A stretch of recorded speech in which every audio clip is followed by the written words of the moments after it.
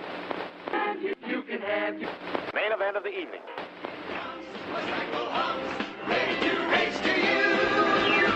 These days are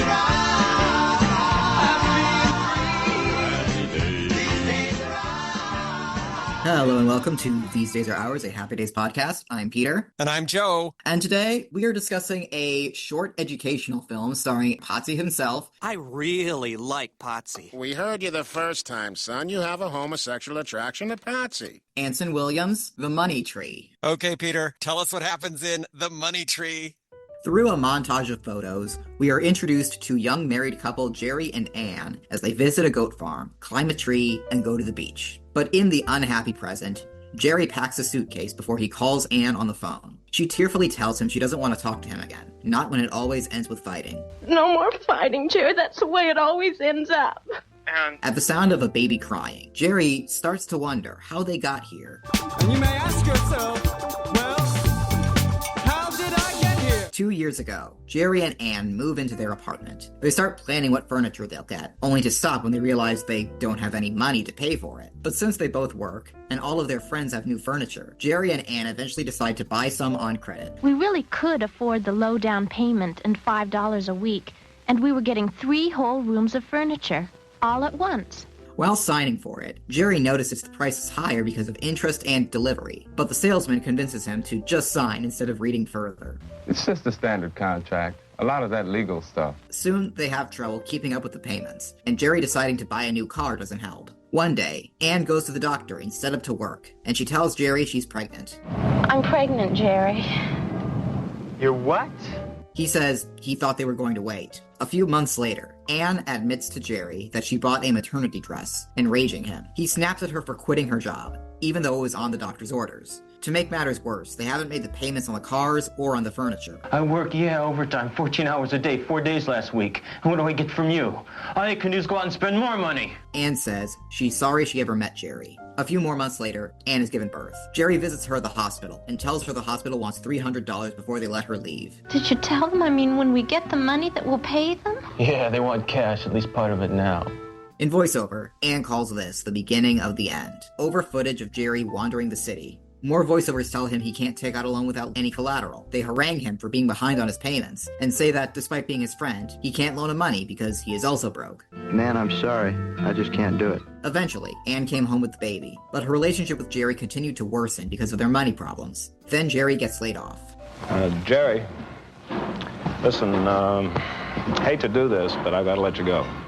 Back in the present over the phone, Jerry says they can save their marriage if they really try, but Ann says it's too late. The phone call ends, and Jerry leaves the apartment, still full of things they bought for the baby. A credit report scrolls on screen, concluding that Jerry's whereabouts are now unknown.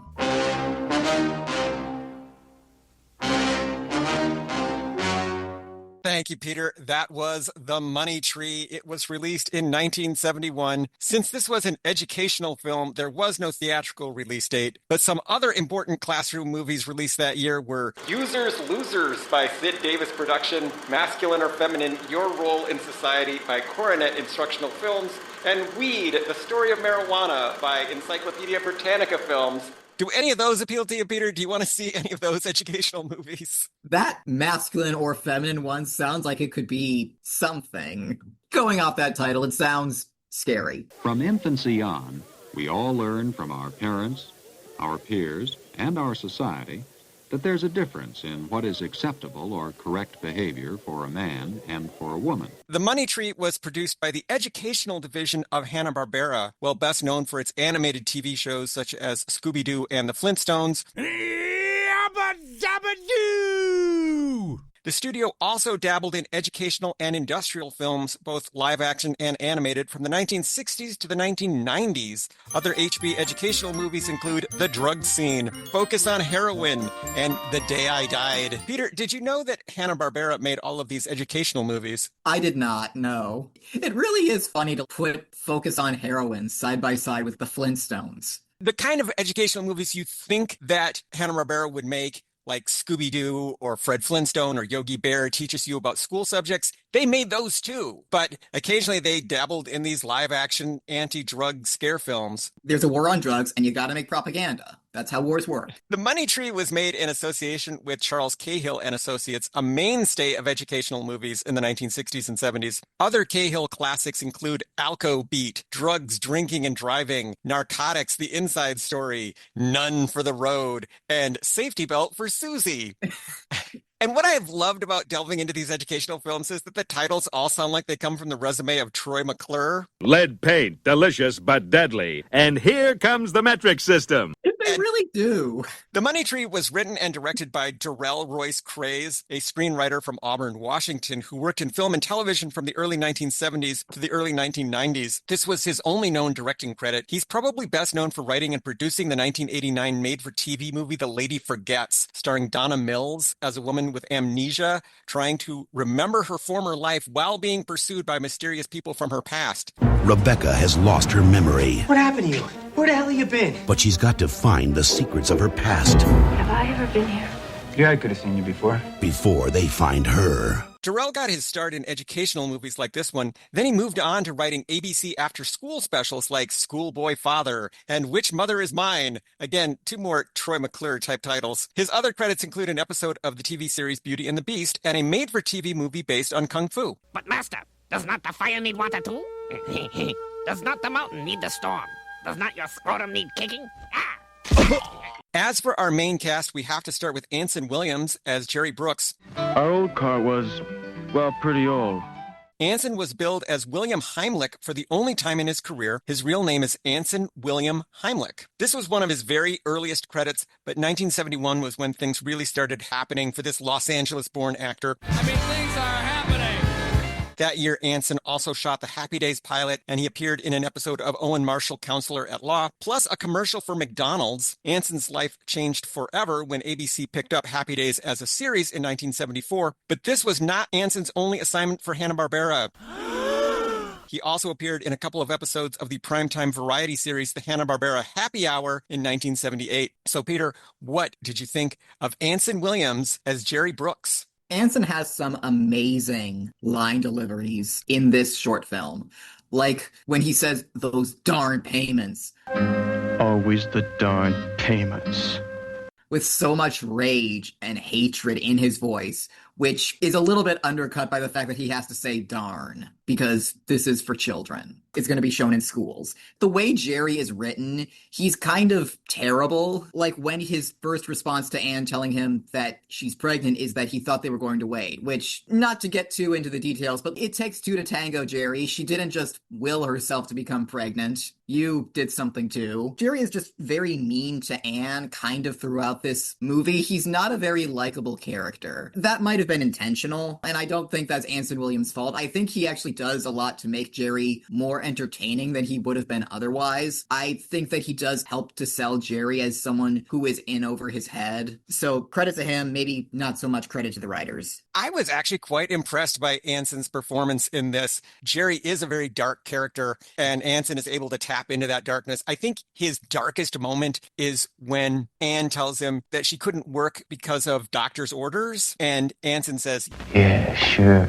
He reminded me of Jimmy Cagney in The Public Enemy right before he pushes that grapefruit in the lady's face. And I thought he was almost going to do that, but there wasn't any grapefruit on the table. It feels like this movie is building to something, and it never quite gets to the something, probably because, again, educational movie, they're going to show this in schools, you can't be too explicit. There is something dark brewing within Jerry Brooks, and we don't fully get an understanding of that. But he also can play the innocence, because he has those blue eyes and you can see sort of a guileless quality in him. We also have Margaret Willock as Anne Brooks. Oh, that great-looking TV set we saw can go there, and an end table would look great against that wall. Like Anson, Margaret is also from Los Angeles, and she was also at the beginning of her career when she did this movie. She went on to some made-for-TV movies like The Strange and Deadly Occurrence and Cage Without a Key, plus episodes of Punky Brewster, Empty Nest, and Grizzly Adams. She was also a regular on the one-season sitcom Faye, starring Lee Grant. Margaret also appeared in the theatrically released feature film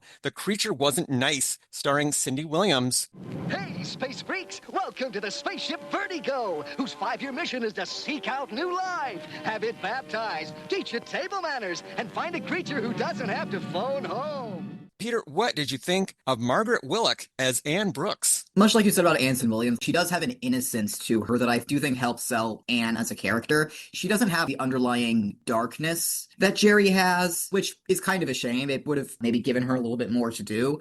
But I do think that she and Anson Williams do play very well off of each other. They are believable as a young couple, and it is also very believable when their marriage quickly falls apart because he's kind of the worst. The scene where she tells Jerry that she bought a maternity dress and he just snaps at her, that felt like something out of like a Lifetime movie. I was worried for her. I was too. She really plays the emotional trauma of this situation very effectively. And a lot of the anguish and darkness of this movie really gets projected onto poor Margaret Willock here. She has to sell the tragedy of this, so she has to be sad and upset for most of the movie. Although there are moments at the beginning where she's happy. After watching the movie a couple of times, trying to find happy moments within it, it's kind of nice when she goes into the empty apartment and she says, Jerry, it's too much. Oh, I can't believe it.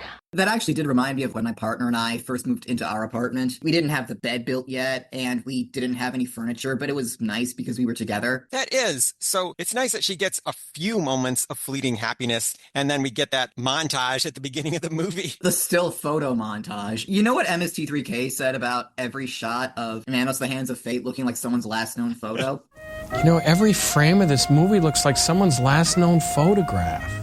We have one more credited cast member, Victor Ramsey, as the furniture salesman. All you have to do is sign this and the furniture is yours. He has no other credits. Peter, any thoughts on Victor Ramsey as our furniture salesman? If Victor Ramsey was not an actor and he was just some guy they got to be in their movie for one scene, that would explain a lot.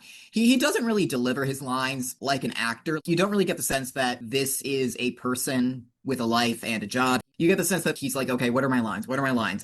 Here are my lines. That was my guess as well. I don't think that Victor Ramsey was an actor. I assume he either worked for Hanna-Barbera or he worked for Charles Cahill and Associates. I will say he has pretty awesome sideburns in the movie. He has magnificent sideburns. This man is like if 1971 was a person. I love him. He has a great look, but yeah, he doesn't read the lines like an actor. If I had played this role, I might have been tempted to play the furniture salesman a little too evil. Yeah, like he's the devil trying to get them to sign away their souls. Well, that's what the scene is, isn't it? I mean, it's basically the contract with the devil scene. I might have been drawing on Phantom of the Paradise. Ink isn't worth anything to me, Winslow. Now sign. Ink doesn't mean anything to me, Anson Williams. Now sign. As for the music in this movie, it's by Ted Nichols, who was one of the in-house composers at Hanna-Barbera. Ted worked on The Flintstones, Adam Ant, Cat Nougat Cats, Dastardly and Muttley, Penelope Pitstop, Space Ghost, The Harlem Globetrotters, Scooby-Doo, Josie and the Pussycats, The Hair Bear Bunch, Captain Caveman, The Banana Splits, and many more. The Money Tree is one of his only non-animated projects. Ted just died in January 2026 at the age of 97. He was also a music educator and a barbershop quartet singer at Disneyland. Peter, what did you think of the music by Ted Nichols? The music in this film is very low-key, very understated, kind of 70s folky, and I think it actually makes the movie creepier than if they tried to make it really dramatic and horrifying. It makes it feel more true to life in a sense, and that makes it scarier, if you will. Ted's music really stuck with me as I watched this movie a few times through. There are a couple of haunting folk songs in this movie. Show me one more time how to free my mind. This movie comes from an era in educational movies, starting in the late 60s and going through the mid-70s, when educational movies tried to get groovy and with the times. I think that's partly what's happening here. They're trying to give the kids in the audience some music that sounds like what they might be hearing on the radio. Kind of a John Denver, Rod McEwen-y. It doesn't sound like music from an old-fashioned educational movie. This is a hip new movie for the times. When Jerry envisions a room for the baby, we hear a music box version of Brahms' Lullaby.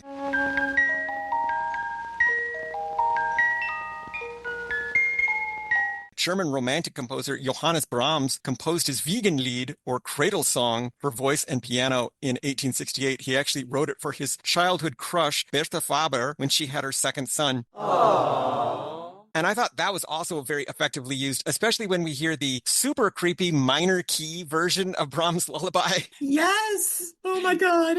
That is really creepy music. That's horror movie music. It's just that we planned to wait until we got on our feet. At first I thought the baby would, well, bring us together. But as the months went by, it just got worse. As for our cultural and historical references in this movie, the opening scene with Anson listening anxiously to the ticking of a clock and staring at the phone reminded me of the 1952 educational film Cheating, produced by Centron and directed by Herc Harvey. Well, why don't they call? They've had plenty of time to decide. Do you think it was an intentional reference to the educational films of yesteryear? By this point, Darrell Royce Craze may have grown up watching educational movies, and now he's getting to make one of his own, and he's drawing on the classics of the genre. Cheating is super dark. It's about a kid who cheats on a test, and it ruins his life. So you were caught, John. You were exposed in front of the class. But speaking of old-fashioned educational movies, the one indignity that Jerry and Ann are spared in this movie, as far as I could tell, was they at least get to narrate their own story, and they don't have a mean, judgy narrator commenting on their actions for the whole film. Yeah, I will say it is kind of weird that they're both narrating the story at the exact same time. They're both thinking back on how they got here. That felt a little bit needlessly confusing. I think they should have just stuck to like one or the other. To me, it reminded me of Goodfellas, where Henry Hill gets to narrate part of it, and then you see Karen Hill's version of the story, and then she starts narrating. They had bad skin and wore too much makeup. I mean, they didn't look very good. They looked beat up. And the stuff they wore was thrown together and cheap. Compared to some other educational films, this feels a bit more subtle. It's not subtle, but it's subtle in its lack of subtlety, if that makes sense. The plot of this film revolves around the rent-to-own industry, in which customers pay for expensive furniture and appliances on an installment plan, generally at steep interest. This business practice started in the late 19th century, but didn't become widespread until the 1920s. It's also a major part of the story of An American Christmas Carol starring Henry Winkler. It's not unheard of that you can get 200% of the list price. The practice is perfectly legal, but most financial experts warn consumers against it because it is high risk, predatory, and expensive. Obviously, there are still things like houses and cars that you still have to buy on the installment plan. But for things like couches, you probably shouldn't. Were you at all reminded of An American Christmas Carol when you watched this movie? A little bit, yes. Just in the subject matter, not really in anything else. That picture that Jerry and Ann hang on their wall is a reproduction of a painting called Little French Newsboy by Belgian artist Roger Etienne. The original dates back to 1970 and was widely reproduced. Every household in America. That's what you had in mind all along, isn't it? What did you think of that painting? Again, it feels like something that would not be too out of place in a horror movie. I thought it was incredibly creepy looking. At first, I didn't understand what the boy was doing. I thought he was holding the 10 Commandments on 2 big tablets. But if you look at the painting up close, you can find better scans of it online. You can see what he's holding up are newspapers that you're supposed to buy from him. Because he's a little French newsboy. Yes. Let's adjust some of the prices in the movie for inflation. Oh, yes. Let's. A $5 a week payment for furniture would be about $40 now. That's $160 a month. A $95 a month payment for the car would be $776 per month now. So they're paying $800 a month just for the car and the furniture. And that's before rent, groceries, utilities, insurance, etc. How good was Jerry's good job if they thought they could afford all this? And what was Ann's part-time job that she thought that this seemed practical? I have no idea. Jerry's job doesn't seem that good, and we never get a hint of what Ann is actually doing. The car that Jerry buys is a 1971 Ford Mustang. This was a so-called pony car. I had a pony. A sporty and stylish coupe, slightly smaller than a full-fledged muscle car like a GTO. Ford produced the Mustang from 1965 to 1973. A beautiful day. A Mustang day. Ford Mustang. Practical enough for this family of 5. Yet beautiful enough to be honored with the Tiffany Gold Medal for Excellence in American Design. The Mustang was notable for its long hood and short trunk and was very popular for a few years, inspiring many imitators, but it was ultimately doomed by the oil crisis of the mid-1970s. What did you think of Jerry's car, the Ford Mustang? It's a very cool car, I will admit that, but also it does kind of drive home the fact that Jerry is kind of a dumbass, because do you really need this car, Jerry? Anne thought it was more car than we needed. He absolutely doesn't, but I can understand why he bought it, because it looks really cool. Jerry's address is given as 1276 Fountain Street, apartment number 6. No real address matches this, but there is a Fountain Avenue in Los Angeles. Space Metal Works, Jerry's employer, was the name of a real business, but it was in South Africa. What did you think of the name Space Metal Works? Was he working for NASA or something? Maybe they manufacture materials for NASA or something? Or maybe it was just named after its founder, Steve Space. That is an explanation, yes. So, Peter, were there any outstanding educational movie fashions in The Money Tree? In the flashback to when they first move into their apartment, Anne is wearing this amazing vest and wide collar combo, and then we see Jerry, and his shirt collar is also absolutely massive. Yeah, just be careful with your collars on the way in. They're kind of sharp. That is what really puts this movie in 1971. The collars are so big and so pointy. Peter, did you have any other observations you wanted to make about The Money Tree? So as an educational movie, I'm not really sure I was all that educated. Hearing that it was an educational movie with the title The Money Tree, I thought, okay, so Anson Williams is going to learn of responsible budgeting and whatnot. And that's really not what happens in this movie. This isn't so much here's what you can do to avoid Jerry and Anne's situation here. This is more of a scare them straight so they don't get into Jerry and Anne's situation here. You do not want to end up like Jerry and Anne. Budgeting only comes up once in this movie, and Jerry is dismissive of it because it's probably not going to be very helpful in this specific circumstance. Maybe if we did the budget again. Oh, shit, that stupid budget thing again. So, as an educational movie, I'm not sure it would have helped me all that much if I was a high school student in 1971. What did we learn, Palmer? I don't know, sir.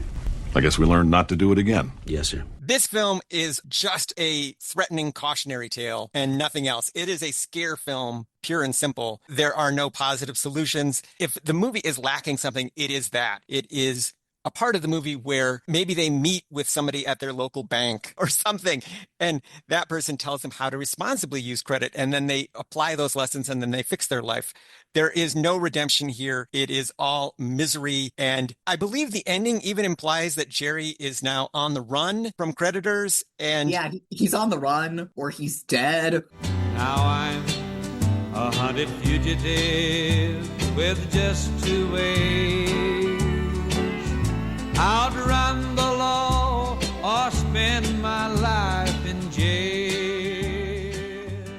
There's no practical or positive solutions in this movie whatsoever. Which is great for kids and teenagers. That's really what they need. It would certainly make them think twice about renting an end table. So, Peter, I will ask that age-old timeless question. Was this movie any good? As an educational film, I found it rather lacking. As a short, dramatic, borderline horror movie, I found it very effective. This movie is harrowing. The fact that it's shot on film, it's got this kind of gentle, folk, rocky soundtrack. It's got two actors who are just going all in on their roles. It all works incredibly well. I was on the edge of my seat the entire time. That's why I wanted to talk about this movie. It is an educational movie, but it is anything but bland and inoffensive. It is very, very dark and very, very haunting. Horrible things happen to this couple, a very nice young lady, and a flawed but still decent young man. And the movie ends in total misery and despair, which I thought was a great choice dramatically. In a way, it's like Cheating. I think Cheating also just ends in total despair. So there's no light at the end of the tunnel. There's no hope on the horizon. It's just all misery and poverty. And what I wondered was, do Jerry and Anne have any family? Do they have parents or anything? I hope Anne has parents that she can move back in with her child, now that she and Jerry are no longer together. I hope so for her sake. I think that's probably what's going to happen to her. Would you recommend that people watch this movie? Yeah, I would. It's only 18 minutes long, but it has stuck with me. So yeah, check it out. Go back in time to the Nixon administration and be amazed. I would definitely recommend that people check this out, especially if they're fans of Happy Days and they want to see what Anson Williams was like at the beginning of his career. This was the year that things really started happening for Anson, and I could see why he started booking a lot of stuff around this time. He gives an effective performance. So, Peter, how can people keep up with us and find out about all the wonderful things that we are still doing? Listeners can follow us on thesedaysreours.libsyn.com. And they can email us with questions, comments, and concerns at thesedaysreourspodcast@gmail.com. So, Peter, what do we have on the docket the next time we get together? Approximately 99% of Happy Days was directed by one man, Jerry Paris. And Jerry Paris directed many other things. Lots of other TV show episodes, a handful of theatrical releases, and one very interesting television movie called The Feminist and the Fuzz. Barbara Eden stars in The Feminist and the Fuzz tonight on ABC. I had never even heard of that, and that sounds incredibly intriguing. I am very excited to talk about that. So see you later, alligator. In a while, crocodile. Pull up an easy chair and sit yourself down and lean back while we tell you about the folks who live in the town of Greenback.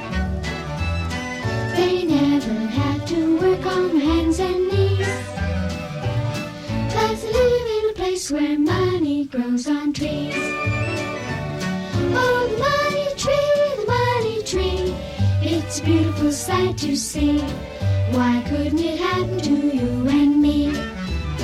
There isn't a person in town who isn't a legal spender, and they never were found for lack of that legal tinder. They're all 10 years ahead on their income tax, and the whole town's driving next year's Cadillacs. Yeah, sure.